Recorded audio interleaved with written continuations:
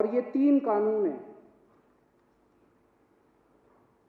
ये तीनों कानूनों को मैं सदन के सामने भंडारण असीमित वाला कानून को मैं यहाँ फाड़ करके मोदी जी को बताना चाहता हूँ कि ये अहित नहीं चलेगा, ये भारत माता की बेइज्जती नहीं चलेगी। मैं खुद इस बिल को फाड़ता हूँ और इस ऐसे काले बिल को मानने से बिल्कुल इनकार करता हूँ। ये बिल पास किए हैं जो 3 काले कानून, इनमें पूंजीपतियों के हाथों के अंदर बेचने का केंद्र सरकार ने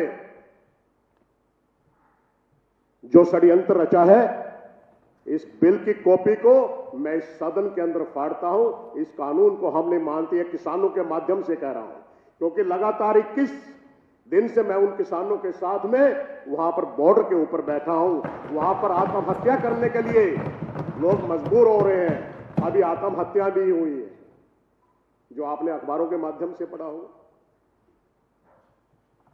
वहां पर इतनी ठिठुरती ठंड के अंदर इन किसानों ने अपने बलिदान दे दिए, और इनको केंद्र सरकार के कुछ आदमी ये कह रहे हैं ये खालिस्तानी है। शर्म आती है, ये इन लोगों को खालिस्तानी बता रहे हैं।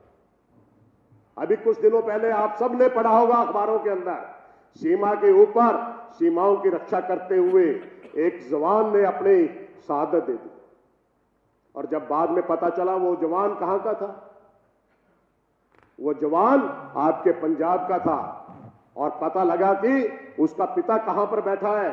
उसका पिता यहां सिंगू बॉर्डर के ऊपर किसानों के हक के लिए वहां पर वो बैठा था। शर्म आनी चाहिए ऐसी सरकार को, ऐसे आदमियों को शर्म आनी चाहिए जो इन लोगों को खालिस्तानी बताते हैं।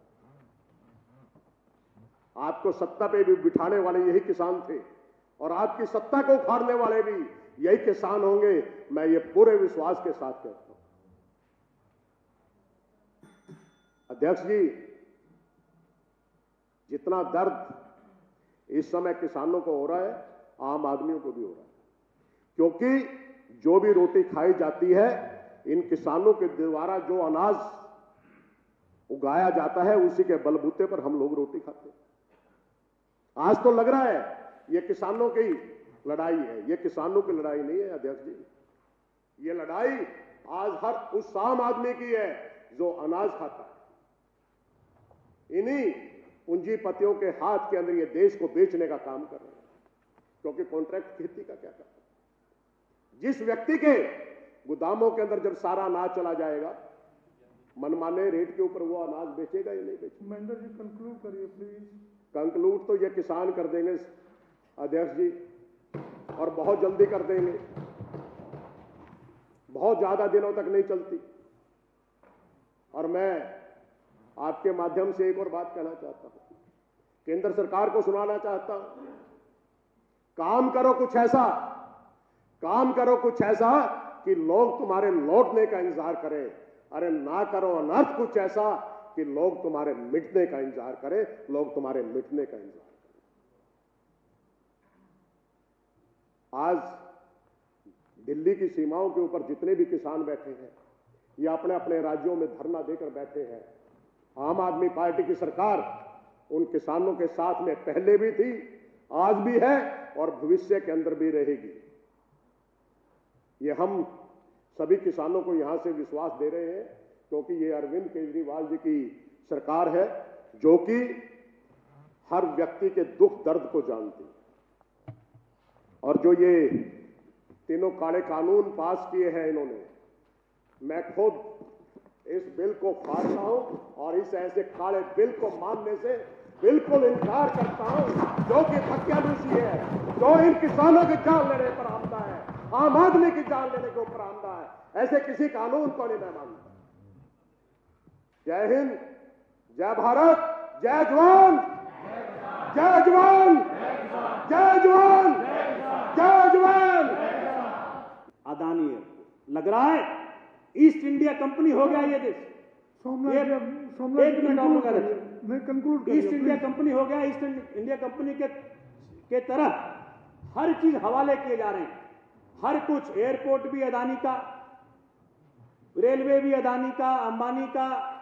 1965 में जब माननीय हमारे भूतपूर्व प्रधानमंत्री लालू शास्त्री जी ने उस वक्त कुछ पंजाब के किसानों को कच्छ भेजा था कि भाई जाकर के वहां स्थिति ठीक करो, जरूर स्थिति ठीक कर दी। तो जब मोदी जी सीएम थे उस वक्त उनको वहां से भगाना चाहा, वो लोग हाई कोर्ट गए, हाई कोर्ट ने उनके फेवर में जजमेंट दिया। फिर माननीय मोदी जो पीएम बन गए उस मामले को सुप्रीम कोर्ट में लेके आए कि भाई पंजाब के किसान गुजरात में ना रहें। यह है किसान का, कहते हैं हम किसान के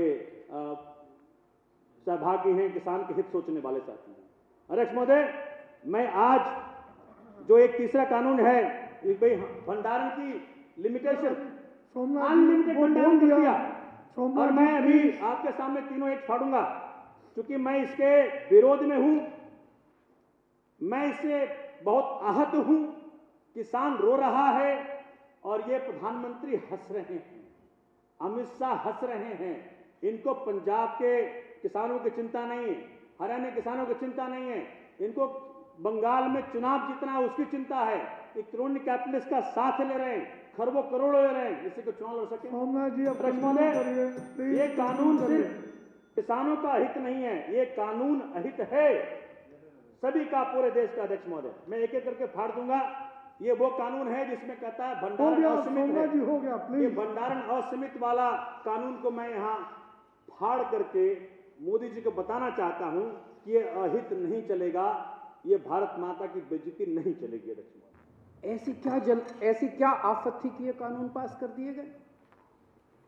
पिछले 6-7 साल से आप लोग देख रहे हो कि भारतीय जनता पार्टी ने चुनावों को कितना महंगा कर दिया, कितना पैसा खर्च होता है चुनाव के अंदर, कितना पैसा खर्च होता है। ये कानून किसानों के लिए नहीं बनाए गए, ये कानून भारतीय जनता पार्टी के चुनावों की फंडिंग कराने के लिए बनाए गए। इसको ये देश जितनी जल्दी समझ ले, किसान तो समझ गए, बाकी देश भी जितनी जल्दी समझ ले उतना अच्छा होगा। तो अध्यक्ष महोदय, मैं इसका समर्थन करता हूं और ये 3 कानून हैं, ये तीनों कानूनों को मैं सदन के सामने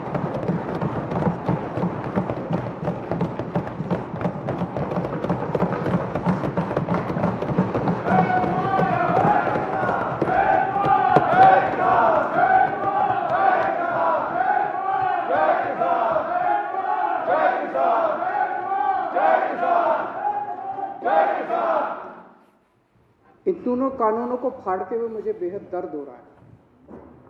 मेरा बिल्कुल मकसद नहीं था इसे फाड़ने का, लेकिन आज जब मेरे देश का किसान सड़कों के ऊपर 2 डिग्री टेम्परेचर के अंदर सड़कों पे सो रहा है और वो तकलीफ में है, तो मैं अपने देश के किसान और अपने देश के जवान के साथ गद्दारी नहीं कर सकता। मैं भी पहले इस देश का नागरिक हूँ, मुख्यमंत्री बाद में हूँ।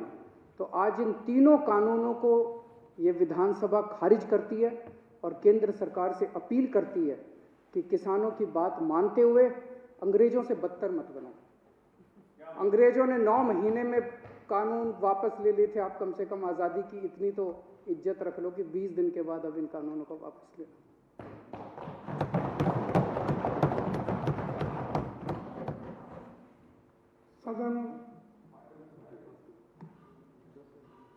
सभी अहम खबरों के लिए न्यूज़ MX को सब्सक्राइब करें, साथ ही बेल आइकॉन को जरूर दबाएं।